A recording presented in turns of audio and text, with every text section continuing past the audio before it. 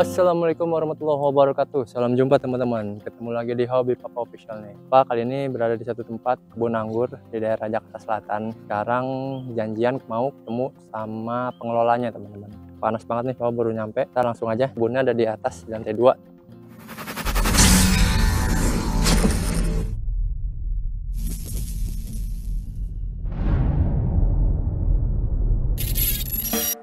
Trekking.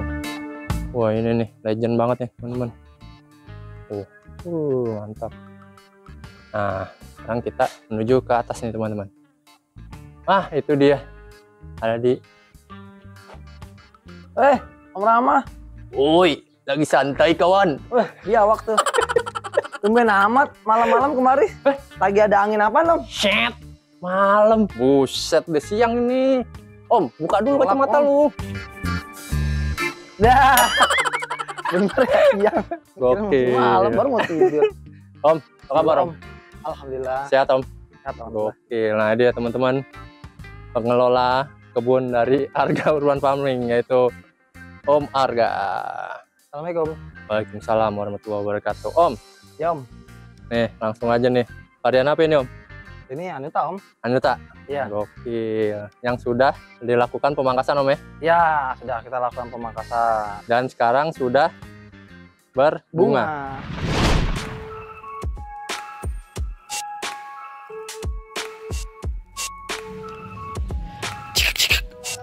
Dan Senin 9 September 2024 kita telah melakukan pemangkasan pada varietas Anuta. Ini kita pangkas pada cabang transisi dan di mana kita melakukan pemangkasan rata-rata pada bat mulai dari 4 sampai ke 7 teman-teman kayak gitu. Nanti kita update. Setelah ini langsung kita semprot dengan fungisida dan insektisida, itu hal yang wajib dan pasti dilakukan. Update hasil pangkas Anuta.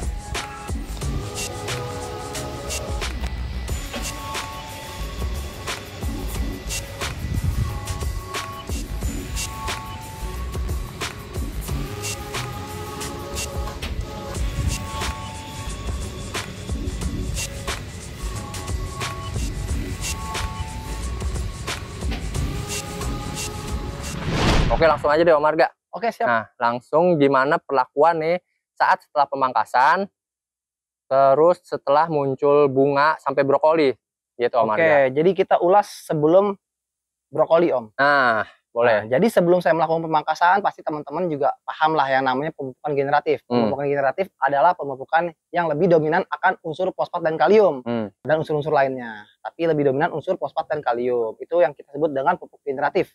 Nah, ketika teman-teman melakukan pengaplikasian pemupukan generatif yang terakhir, tunggu jeda 1 sampai 3 hari.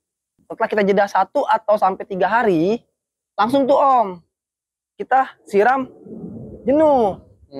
Setelah kita siram jenuh, langsung di hari itu juga langsung kita melakukan pemangkasan pembuahan. Dan itu siramnya harus banyak Om. Mengapa harus banyak? Karena setelah kita melakukan pemangkasan sampai dia tumbuh klaster-klaster bunga, itu tidak kita lakukan penyiraman lagi. Setelah bunga-bunganya klaster itu setelah menjadi parot, baru boleh dilakukan penyiraman. Dan itu penyiraman harus intensif. Untuk apa? Untuk membantu si klaster-klaster bunga ini penyerbukan atau polinasi. Gitu, dari klaster menjadi berry kayak gitu. Parot intensif. Itu apa Om? Parot itu? Parot itu seperti brokoli Om. Seperti brokoli ya. Kalau ini kan sudah pre-bloom nih. Nah, ini pre-bloom. Pre-bloom, persiapan mekar. Parot itu sebelumnya dia. Sebelumnya dia ya. Bener-bener mirip brokoli. Nah kalau sudah jadi parot, baru tuh Om siram. Kayak gitu.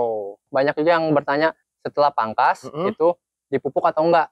Jangan, intinya jangan dilakukan apapun Om. Nah, intinya gini, cukup hanya kita berikan kadar air aja yang cukup. Mengapa harus disiram jenuh?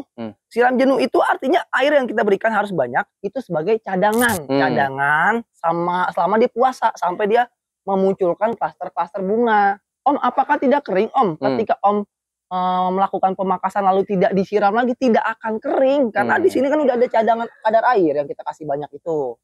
Nah, itu mampu bertahan sampai nanti dia keluar klaster-klaster.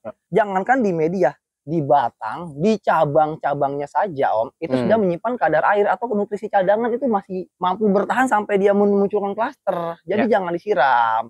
Kalau kita lakukan penyiraman, apa yang akan terjadi? Yang akan terjadi bisa jadi zong, satu.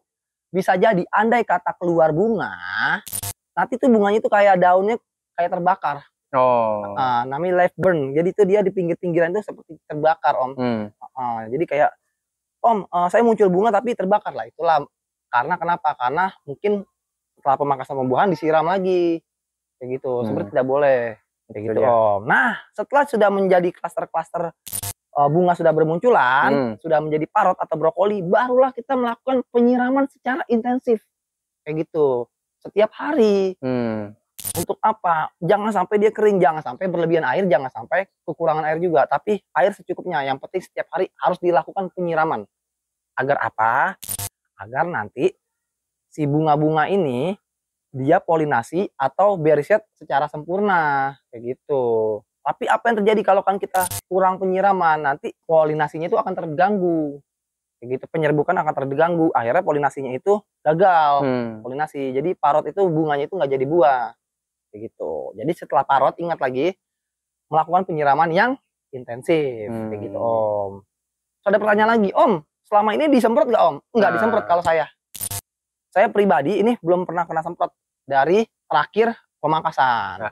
Setelah pemangkasan yang langsung dipotong ya? Kan setelah pemangkasan. Setelah pemangkasan tuh langsung kita semprot yang namanya insektisida dan fungisida. Jeda 15 menit kemudian langsung kita semprot ZPT atonik, kayak gitu. 3 hari kemudian semprot ZPT atonik lagi, kayak gitu. Udah itu aja perlakuannya. Setelah itu udah saya nggak lakukan penyiraman dan penyemprotan lagi sampai tumbuh klaster-klaster bunga, kayak gitu. Mengapa tidak disemprot, Om Arga? Emang tidak kena hama? Nah, tidak kena hama karena kan sudah kita bantai inangnya di awal. Nah, gitu. Dan lokasinya juga saya steril. Jadi ini semuanya saya semprot dari batang sampai cabang, itu benar-benar saya lakukan penyemprotan secara intensif dan tidak ada sela yang namanya kering. Jadi benar-benar full basah. Nah, itu dia tuh. Untuk membantai inang-inang OPT, organisme pengganggu tanaman, di awal pemangkasan. Jadi ketika nanti dia semprot, aman semuanya tuh, pucuk-pucuknya aman, daunnya juga aman, tidak ada hama, jamur ataupun trips atau OPT lain, organisme pengganggu tanaman lain. Terus apakah bahaya, Om Arga, kalau lagi dia klaster atau lagi parot itu disemprot? Kalau saya pribadi bahaya kalau di tabungan pot. Mungkin kalau di grounding itu nggak masalah. Karena apa? Ini teman-teman harus tahu ya. Yang namanya kekuatan dia, imunitas klaster itu yang di pot atau di tanah itu berbeda. Performanya berbeda. Mungkin kalau di grounding kita melakukan penyemprotan itu masih aman. Tapi kalau di pot atau di planter bag, apalagi pot kecil, meskipun bunganya bagus, kita lakukan penyemprotan itu ada resikonya. Resikonya itu apa ya? Mungkin menjadi bunga gosong. Karena ngapa? Karena dia belum mampu menerima obat, apa sih namanya, kayak obat semprot kayak gitu, Om. Bahan kimia kayak gitu. Terus andai kata begini, Om Arga, tapi saya takut trips nih, Om Arga, karena lokasi dan lingkungan saya banyak ada namanya ilalang atau ada rumput liar atau gulma-gulma. Kalau teman-teman memang takut, boleh-boleh saja dilakukan penyemprotan insek dan fungi, tapi dengan catatan dosis minim banget, kayak gitu. Tapi kalau saya pribadi saya nggak semprot. Jadi selama di anggur itu sifatnya adalah kondisional. Jadi teman-teman mengondisikan saja. Feel itu bermain. Jadi tidak hanya teori, tidak hanya literasi, tapi feel bermain juga. Nggak apa-apa kalau teman-teman feelnya kayaknya harus disemprot, dan karena saya takut trips nih, karena banyak daun-daun atau pohon-pohon lain di kiri kanannya itu yang bisa menjadi pengaruh terhadap tanaman anggur saya nih. Saya kayak ingin melakukan penyemprotan, boleh-boleh saja. Feel juga bermain, tapi dengan catatan dosisnya itu minim. Misalnya agrimake-nya hanya 2 tetes, kami startupnya 2 tetes per 1 liter air, nggak apa-apa semprot. Kalau teman-teman takut trips, nggak apa-apa. Tapi kalau saya pribadi saya nggak semprot, karena saya yakin tanaman saya itu bebas OPT. Kayak gitu, Om.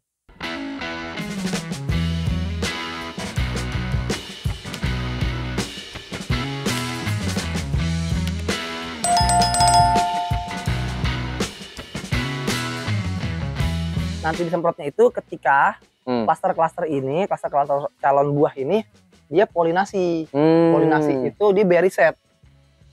Setelah full bloom langsung berry set atau polinasi sempurna. Sebesar apa, Tom? Berarti, Om? Sebiji beras mungkin. Sebutir beras ya. Polinasi sempurna atau sudah jadi berry lah. Sudah pecah bunga. Nah, itu boleh kita lakukan penyemprotan, itu udah aman, Om. Penyemprotan dan pemupukan berarti? Penyemprotan baik, penyemprotan dan pemupukan sudah aman. Nah, Om, ya tadi saya lihat sampai ke sini-sini, Om, tuh. Iya, teman-teman, sampai ke bawah-bawah nih. Mana tadi nih, di balik daun. Nah, ini dia, teman-teman. Mengapa bunganya bisa bagus? Nah. Karena penanganan kita sebelum persiapan pembuahan itu kita pastikan penanganan atau persiapannya itu kita lakukan dengan intensif kayak gitu. Intensif itu meliputi dengan apa? Itu tadi feel itu bermain. Jadi kalau di anggur itu teman-teman tidak hanya sekedar teori atau literasi, tapi feel juga bermain. Ya. Satu feel, kedua teknik itu ya benar-benar bermain juga. Tapi lebih ke arah feel gitu. Feel itu apa? Feel itu ya ini pohon udah subur belum sih gitu. Kalau belum subur, suburin aja dulu pohonnya. Gimana caranya sebelum kita melakukan pembuahan, pastikan pohon itu dalam keadaan subur sesubur-subur mungkin. Karena kenapa? Kalau pohon sudah subur, sudah pasti berbuah. Dan pohon yang berbuahnya bagus adalah pohon yang subur kayak begitu. Teman-teman mau buahnya maksimal, ya udah suburkan pohonnya. Buahkanlah pohonnya dalam keadaan tingkat maksimal. Agar apa? Agar nanti klasternya sempurna, polinasinya sempurna, berisetnya juga sempurna, bunga-bunganya juga sempurna kayak gitu. Bukan sekedar banyak, tapi juga sempurna kayak gitu Om. Om, ya, ini ntar sambil kita hitung terus satu pertanyaan lagi nih Om. Ya. Nah, ini kan kayak gini Om, misalkan di bawah ini, ini dia nongol, ini nongol. Nah, berarti setelah bunga itu gimana Om ngitungnya Om, daun Om, di atas bunga Om? Ini kan ada banyak nih dalam satu tersier Om. Oh gitu. Nah itu pertanyaan saya Om, gimana Om? Oh gitu. Jadi kalau kan di anggur itu minimal itu ya, itu ada 7 lembar daun di atas bunga. Di atas bunga? Iya minimal. Lebih banyak lebih bagus, misalnya 15. Nah, maksimalnya 15. Kalau lebih dari 15 stopin. Oke, di atas gitu. Bunga tuh ya? Ya. Atas bunga 15 daun di atas bunga. Kalau udah sampai 15 stopin, maksimalnya 15. Tapi minimalnya 7. Nah, mengapa harus ada daun? Nah, daun itu penting untuk apa? Untuk pemasakan. Pemasakan apa? Pemasakan nutrisi secara fotosintesis. Gitu. Dengan proses apa? Transpirasi. Dengan cara apa? Kita memberikan pupuk. Dia tertranspirasi secara fotosintesis. Nah, nanti itu suplai nutrisi yang kita kasih atau pupuk fase 3 yang kita kasih itu akan terdistribusi kepada klaster-klaster bunga.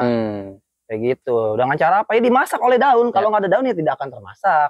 Nutrisi yang kita kasih atau pupuk yang kita kasih. Kayak gitu. Jadi penting juga pemeliharaan daun gitu. Makanya adanya pupuk fase 3 itu penting dilakukan.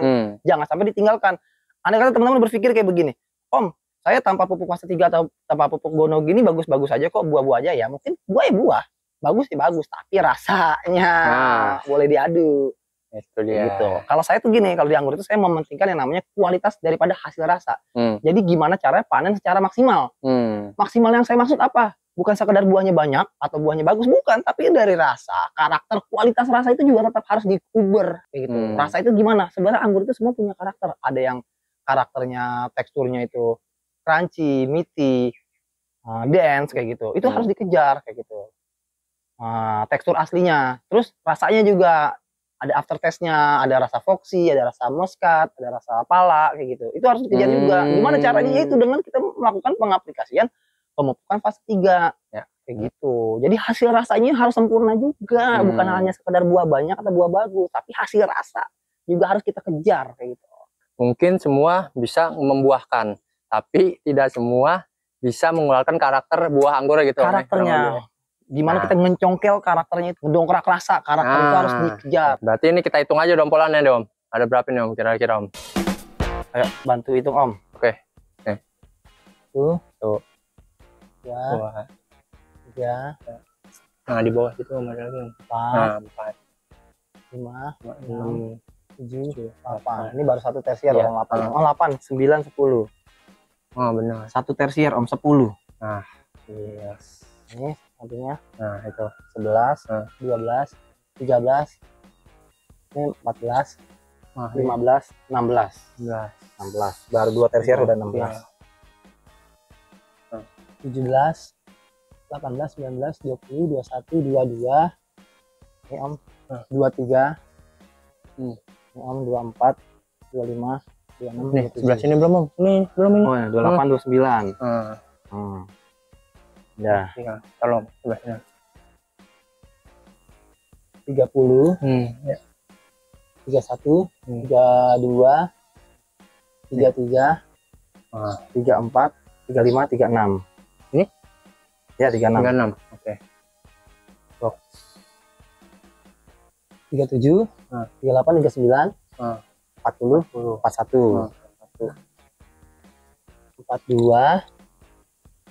43, 44, 45, 46.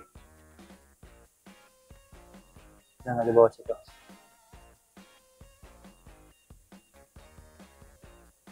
47,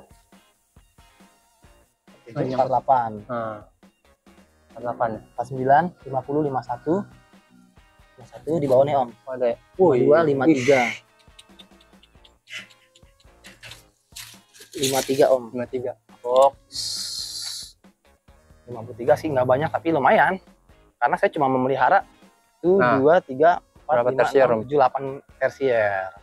Tapi bagi pemula mah 53 dompol di planter berapa minum? Planter back 100. Planter 100. Udah meriah sekali Om. And this is 53. Anyuta. Varietas yang saya rekomendasi banget buat teman-teman mau pemula ataupun yang senior sekalipun. Karena apa? Anggur ini bisa saya disinyalir sebagai anggur produksi. Kualitasnya produksi. Mengapa saya bisa bilang seperti itu? Karena satu, pertimbangan saya berdasarkan kekuatan Om. Kekuatan apa? Kekuatan bertahannya ini setelah panen itu dia mampu bersaing dengan anggur-anggur seperti kayak Red Globe, anggur-anggur yang memang ada di toko-toko buah-buah kayak gitu. Terus kedua, produktivitasnya itu luar biasa. Ya bisa kita lihat. Terus ketiga Om, vigor. Cocok banget nih buat pemula. Biar pemula demen tuh anggur yang tanam hari ini tiba-tiba 4 bulan udah kemana-mana. Begitu. Jadi mudah dalam pembentukan cabangan. Terus ketahanan terhadap jamur sama hama luar biasa. Nah, lalu 4, buahnya sangat cantik. Kelima, manis. Lalu dan manis. Berkarakter. Berkarakter itu artinya memiliki aftertaste. Jadi ketika kita makan ada aftertaste-nya, ada sensasi rasa aroma pala di mulut kayak gitu. Pasti teman-teman bakalan suka yang namanya anggur Anyuta ini. Itu dia teman-teman. The best Anyuta, salah satu rekomendasi varian anggur yang harus ada di kebun teman-teman nih. Kalau misalkan teman-teman mau nonton nih, ini udah pembuahan berikutnya nih teman-teman. Nah, pembuahan yang sebelumnya ada di thumbnail yang ini nih teman-teman.